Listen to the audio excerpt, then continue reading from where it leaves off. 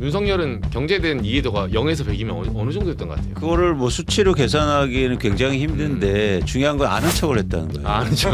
그게 더 문제입니다. 공부할 때도 가장 크게 시험 점수가 안 나오는 친구들의 공통점이 있어요. 메타인지가 낮아요. 본인이 모른다는 걸 인정을 안 해요. 집권할 때 경제 발표하면 모든 걸 다 아는 것처럼 얘기해. 나 그거 다 해봤어. 나 맞아요. 그거 알아.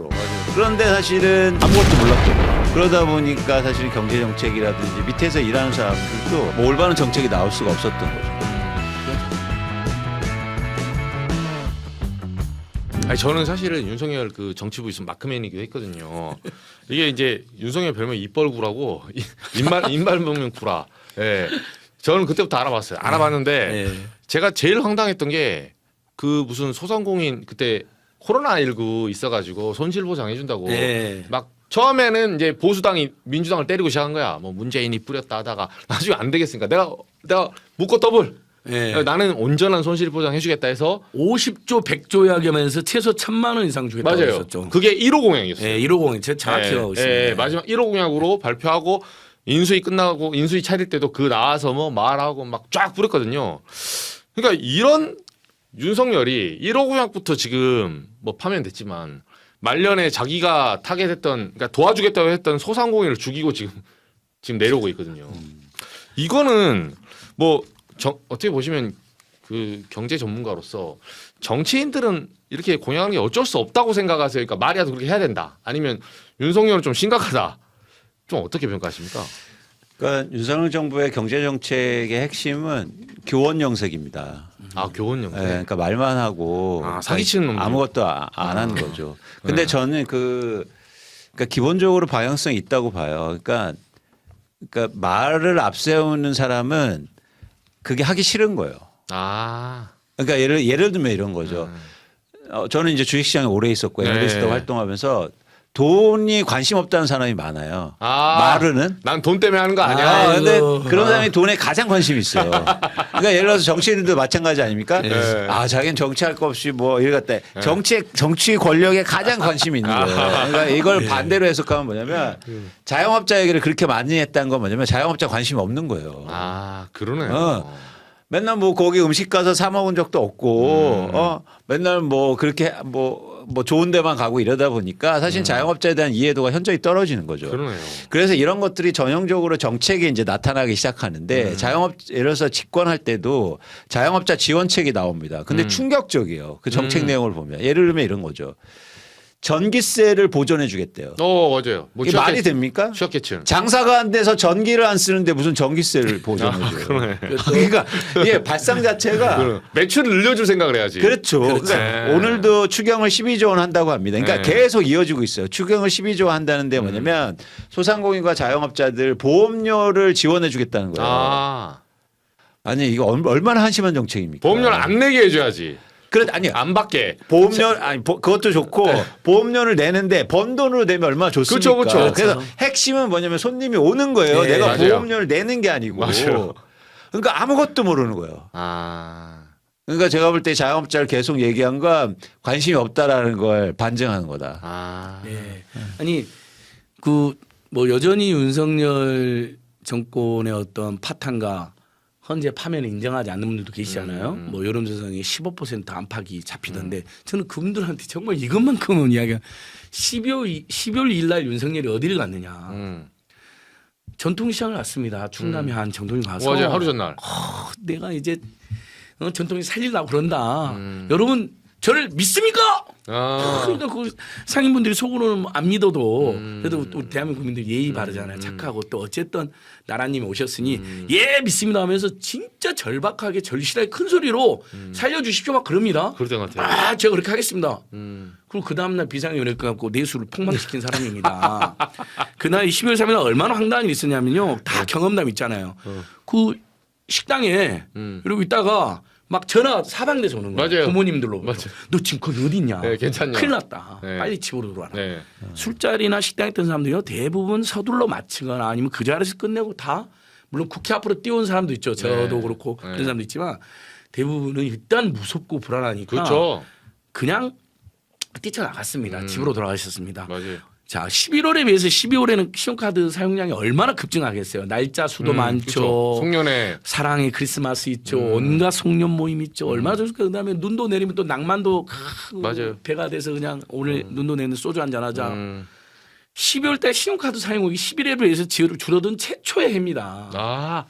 이 해가 딱 통계가 다 오르네요. 나와 있습니다. 그러네요. 예, 작년에 비해서 심지어 11월에 비해서 있을 수가 없는 일이 발생했습니다. 그러네요. 당연히 그건 고스란히 자업자 손실이죠. 제발 윤석열을 비호하는 분들 그런 황당한 짓에서 정말 실제로 경제 엄청난 타격을 줬다는 것은 팩트입니다. 팩트. 자영업자들 오죽하면 지금 소송하겠다는 분들도 있어요. 그 손실만큼. 네. 왜냐하면 대목을 날렸으니까. 예, 그런. 근데 현 정부 대표님 보시기에는 그러니까 그 일반인들은 좀 이해하기 힘들어요. 경제 정책에는 어렵고 뭐 최상목 앉혀놓고 경제 수속했다가 또 기재부 장관 갔다가 윤석열이 뭐 무슨 약자 복지한다고 막 말은 막 성찬이에요. 뭐 2년 반짜리 정권이긴 했는데 핵심은 뭐라고 보세요? 좀 윤석열은 경제에 대한 이해도가 0에서 100이면 어느 정도였던 것 같아요?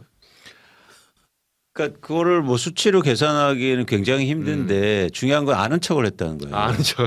그게 더 문제입니다. 알지도 못한 왜냐하면 놈이. 재밌네요. 네. 공부할 때도 가장 크게 공부를 시험 점수가 안 나오는 그 친구들의 공통점이 있어요. 메타인지가 낮아요. 그러니까 본인이 모른다는 걸 인정을 안 해요. 내가 뭘 알고 모르는지를 알아야. 제가 보면 윤석열 그 집권할 때 뭐 경제 발표하면 모든 걸 다 아는 것처럼 얘기해요. 네. 나 그거 다 해봤어. 나 맞아요. 그거 알아. 맞아요. 그런데 사실은 아무것도 몰랐던 거죠. 음. 그러다 보니까 사실은 경제 정책이라든지 밑에서 일하는 사람들도 뭐 올바른 정책이 나올 수가 없었던 거죠. 그런 측면에서 굉장히 안타까웠다 그런 말씀을 드리는 거고 그런데 한 가지는 확실합니다. 뭐냐면 가진 자 그리고 부자들을 위한 정책은 확실히 해줬다. 이번 정권에. 그렇습니다. 감세뿐만 아니라 자산 가격도 상승시켜줬으니까 사실은 그런 빈부의 격차를 늘리고 특히 돈을 있는 사람들 부자들은 확실히 도와줬다. 이거 하나만은 확실합니다. 만약 그게 경제 정책의 목표였다면 달성을 한 거죠. 그래서 지금 내수가 부진한 겁니다. 쓸 돈이 없죠. 쓸 돈이 없어요. 그게 이제 전형적으로 대차대조표 불황이라고 하는데 중산층이 빚과 이자 비용을 충당하느냐고 쓸 돈이 줄어드는. 맞아요. 그래서 경제가 굉장히 어려운 이유도 그거입니다. 맞아요. 그러니까 이게 지금 윤석열 정부가 이렇게 엄청난 씨앗을 뿌린 거예요. 네. 이거를 저는 거둘 걱정을 하면 진짜 암담하다. 근데 제 주변에도 이런 사람 진짜 많더라고요. 다들 돈이 네. 없어서가 아니라 그러니까 DSR이라고 뭐 하잖아요. 뭐 자세히 모르는데 근데 이제 옛날보다 야 이자 내지 말고 너 원금 갚을 수 있니? 엠빵 쳐가지고 그것까지 끌어가니까 쓸 돈이 없어요. 쓸 돈이. 예. 맞습니다. 예. 아니 통계청 통계로도 우리나라 이제 가계부채 2,000조 안팎이 나오잖아요. 네. GDP 100% 안팎으로 나오잖아요. 네. 세계 1, 2, 뭐 캐나다 하면 이기다. 그게 한 이제 2,000조쯤 됩니다. 가계부채가. 그 통계청 통계도 집집마다 1억씩 빚이 있는 걸로 나와요. 맞아요. 그러니까 1억 빚이 2천만 가구로 하면 2,000조쯤이 되는 거예요. 네. 당연히 집이 이거 근데 평균이에요. 집 없는 집 이자 빚 없는 집도 있잖아요. 그죠. 그러니까 실제 집집마다 빚은 더 많은 겁니다. 1억은 1억은 2억이 될 수도 있고. 평균이니까 가구 평균이니까. 그러네요. 아니 뭐 2억이 어디예요? 뭐 웬만한 3, 4억 다 있죠. 저희들도 맞아요. 있고 다 있잖아요. 주변에 맞아요. 보면. 주담대 잡고서.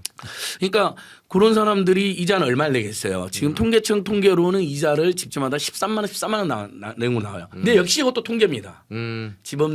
빚 없는 그쵸. 빚 없는 집까지 다 합쳐서. 음. 그리고 부잣집 빼면 대부분의 서민 중산층들은 아마 20만 원에 30만 원 평균 이상 그 이상으로 그 온금에 대한 부담도 있는데 그쵸. 그걸 이자를 내잖아요. 네. 근데 가처분 소득이 20, 30만 원 생겼다 치자고요. 근데 이자 내면 이제 가처분 소득이 없으니까 내수가 극심한 침체에 빠지는 거죠.